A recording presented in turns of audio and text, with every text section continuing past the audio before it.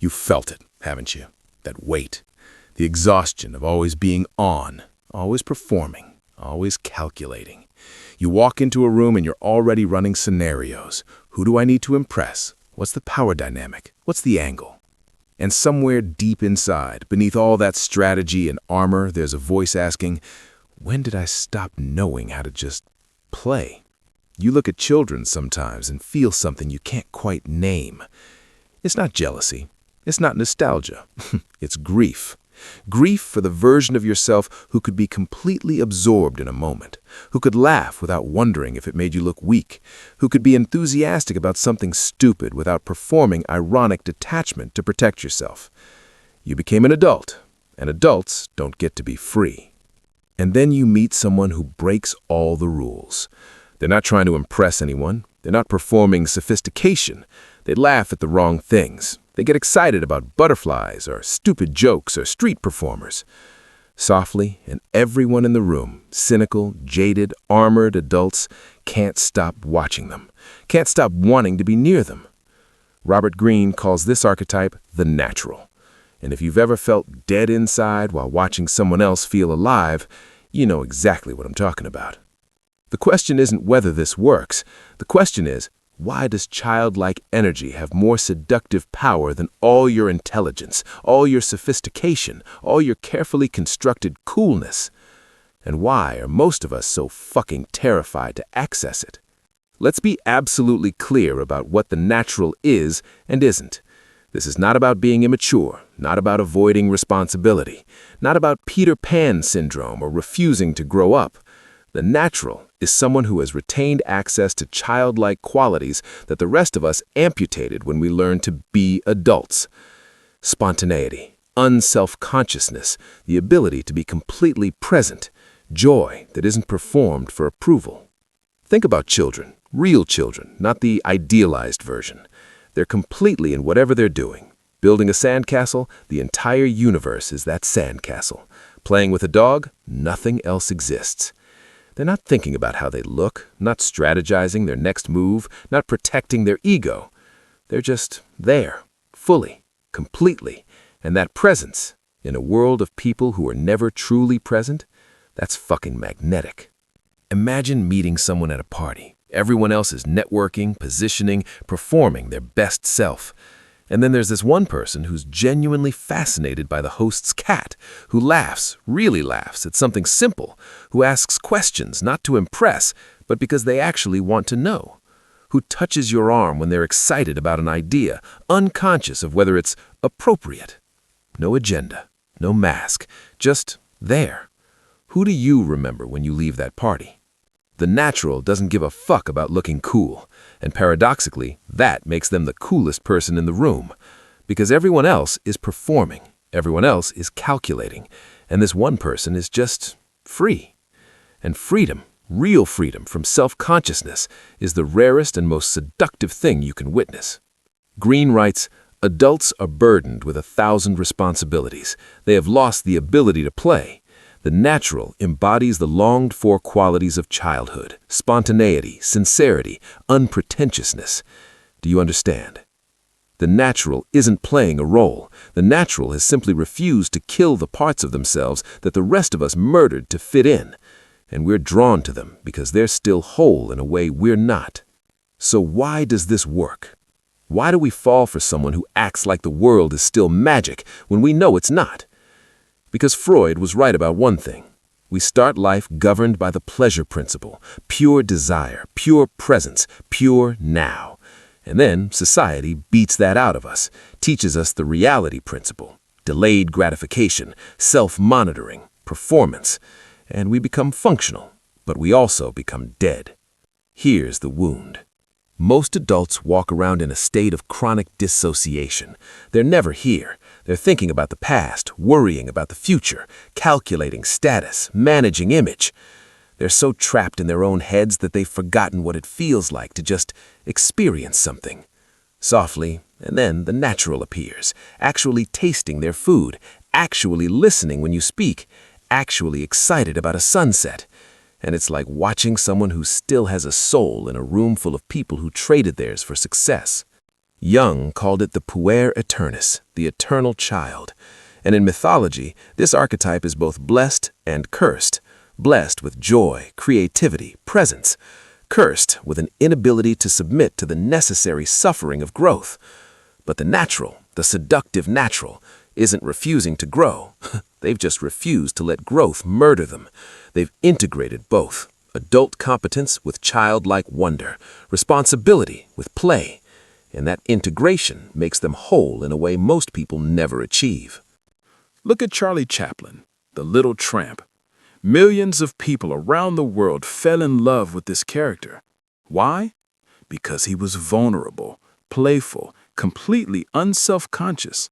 He got excited about simple things. He failed with dignity.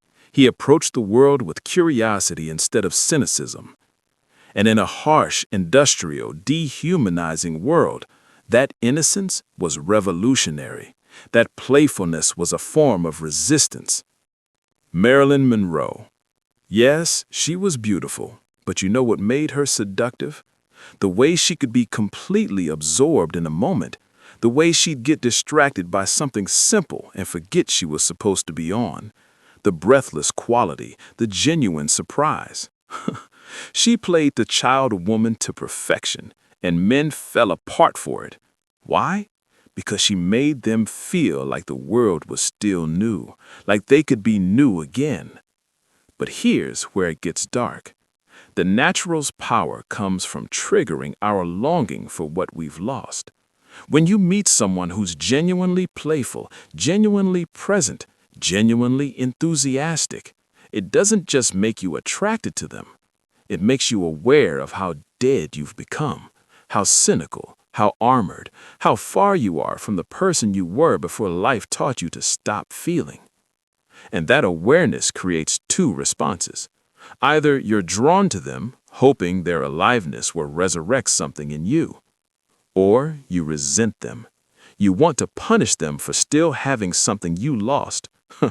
You call them naive, immature, unrealistic. Because if they can stay playful in this brutal world, what's your excuse for becoming so dead? Here's the deeper psychology. The natural makes you drop your defenses because they've dropped theirs. When someone approaches you with genuine enthusiasm, without agenda, without armor, you can't maintain your suspicion. Your cynicism feels cruel in the face of their openness. So you soften, you let them in, and then you realize you've been seduced. Not through calculation, through authenticity. And what happens when you ignore this archetype? When you're completely cynical, completely armored, completely adult, you become invisible. People can read you in seconds. Another jaded, performing, calculating adult. Another mask, another defensive wall.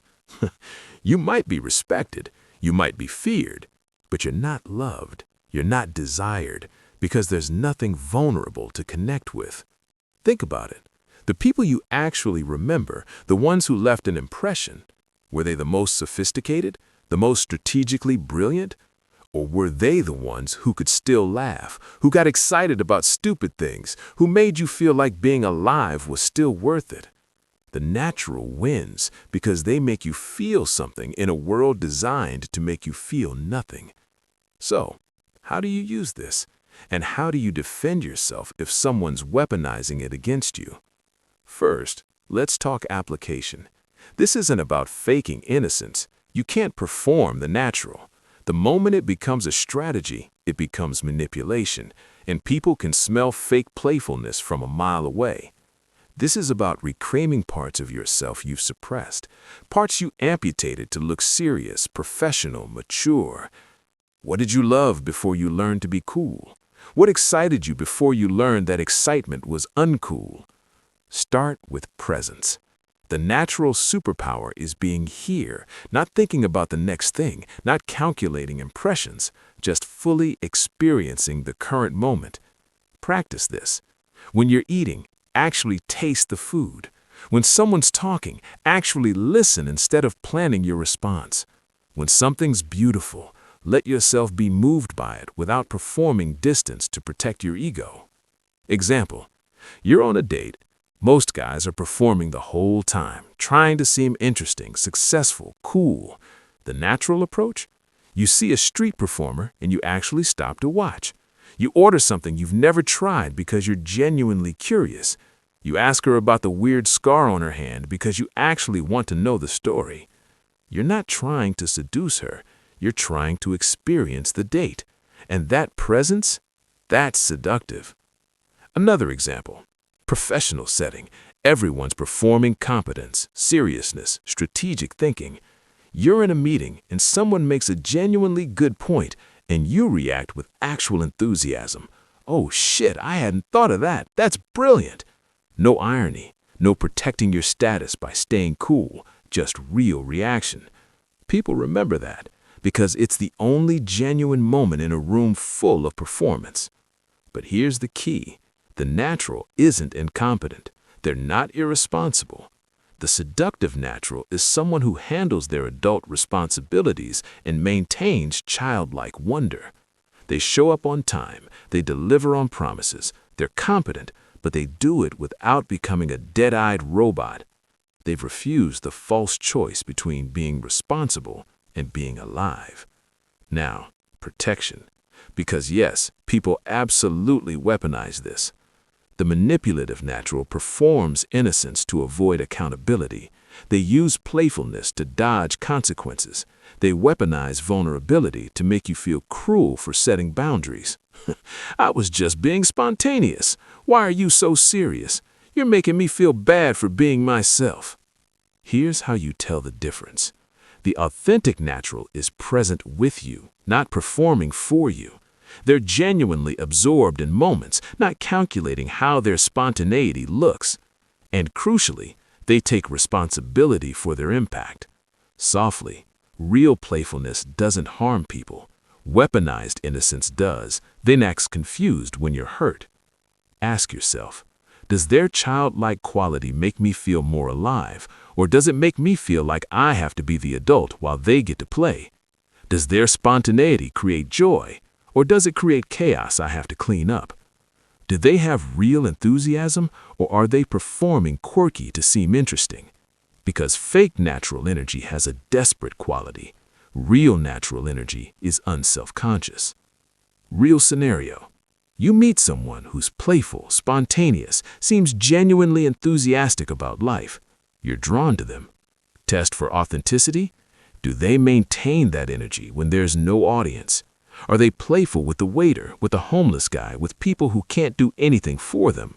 Or does the performance turn on and off based on who's watching? Softly, the authentic natural is that way because it's who they are, not because it's what works. Another scenario. You want to develop this energy yourself. Don't start by acting playful. Start by asking, what do I genuinely find delightful that I've been suppressing because it's childish? Maybe you love puddles and want to stomp in them. Maybe you love swings but think you're too old. Maybe you want to make sound effects when you drive, but you've decided that's stupid. Whatever it is, reclaim it. Not to seduce others, but to be fully yourself. The sustainable version of the natural isn't about rejecting adulthood. It's about integrating the child you were with the adult you've become. Handle your responsibilities, but don't let them murder your capacity for wonder. Be competent, but don't become so calculating that you forget how to be surprised. Grow up without drying up. That's the real power. Not refusing to be an adult, but refusing to let adulthood kill you. But here's the cost. The moment you start being genuinely playful, genuinely enthusiastic, genuinely present, people will try to punish you for it. They'll call you naive, immature, unrealistic, because your aliveness reminds them they're dead. Your presence reminds them they're dissociated. Your joy reminds them they've settled for numbness. And some people would rather kill what they can't have than admit they could choose it too. So you have to decide, is it worth it? Is being genuinely alive worth being misunderstood by people who've chosen death?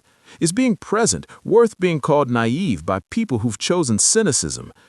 Because the natural doesn't get to have it both ways. You can be alive or you can be safe, but in a dead world, you can't be both. The The natural isn't powerful because they've mastered some technique. They're powerful because they've refused to participate in the mass murder of joy that we call growing up. Everyone else learned to kill their enthusiasm to avoid rejection, learned to perform coolness to avoid vulnerability, learned to be strategic to avoid being hurt, and the natural just didn't. They stayed alive, and in a room full of walking corpses, that's revolutionary. And that aliveness, that genuine presence, that unselfconscious joy is seductive because it's rare. Most people are performing a version of themselves they think the world wants.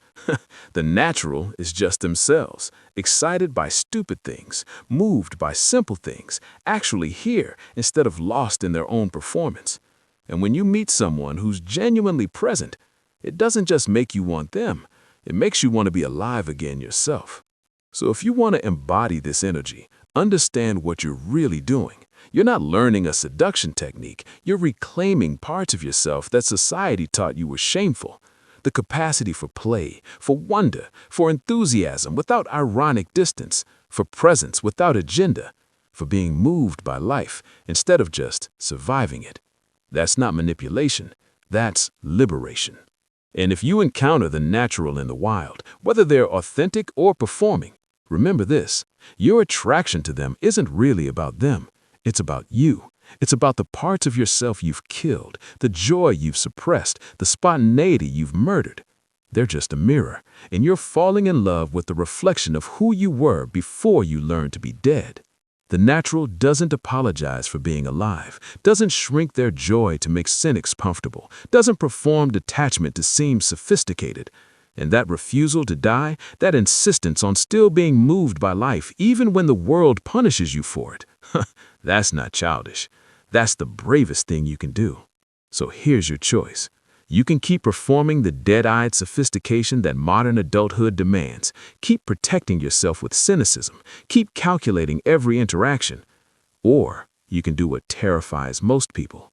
Softly, you can remember what it felt like to be alive, to get excited, to be present, to feel things fully, to let yourself be touched by simple beauty without performing ironic distance.